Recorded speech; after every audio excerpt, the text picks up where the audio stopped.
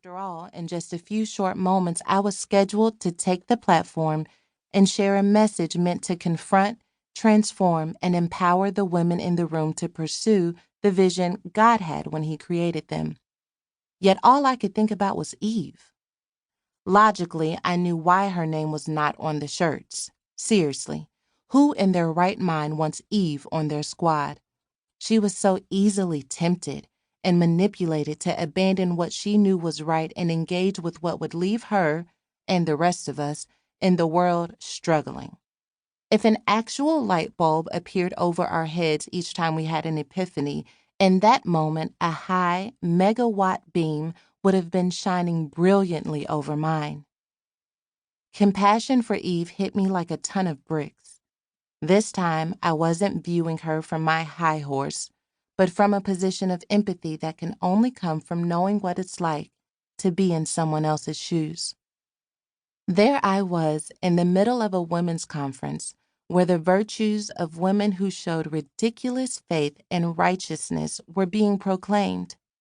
But all I could think about was Eve, my heart longing to go back to the garden to tell her that she still had value, promise, and worth.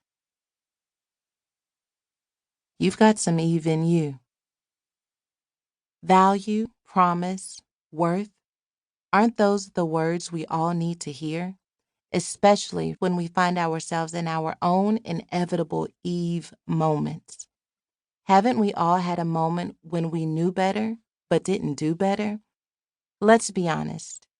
Our inclination to choose a path that pushes us further away from our moral, ethical, spiritual, financial, physical, relational, or emotional goals is not a foreign concept. Yet Eve has been vilified for making a similar choice, one we all can relate to making at some point in some way. If you raised your eyebrows at that last sentence, allow me a moment to prove it to you. Every day we are given many opportunities to choose what we know is good and right for us. But if you're like me, there are times throughout the day when my discipline to do what I know is good and right is overshadowed by the temptation to do what I know will ultimately slow my progress. In other words, you know what it's like to know better, but not do better.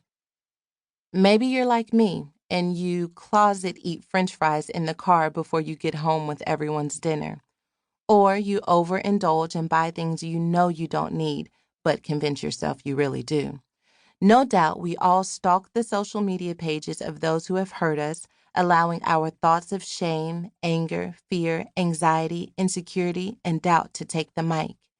Sometimes to the point we no longer have the faith required to live life with integrity or confidence.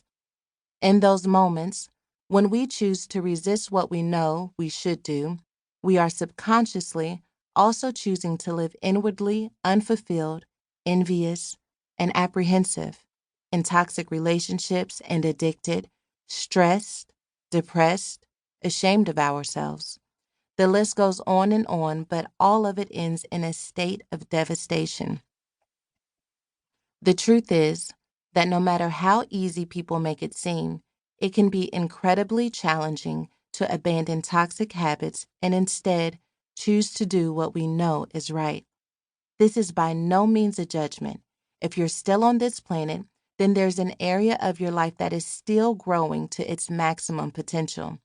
If you're journaling or taking notes, and if not, now is a good time to grab pen and paper. You're going to need it. I invite you to take a moment to look within your soul. What's an area of your life where you continue to repeat a cycle that ends with you feeling less valuable? That, my dear, is your forbidden fruit. Now, consider how evolving for the better in that area would change your life. That's the new pattern I want you to achieve. And to help you with these kinds of deeper reflections, I've added working it out opportunities in the chapters that follow. Please take a moment to pray each time before you begin to work it out. I think you'll be amazed at the way God honors those prayers and your work. I've got some Eve in me.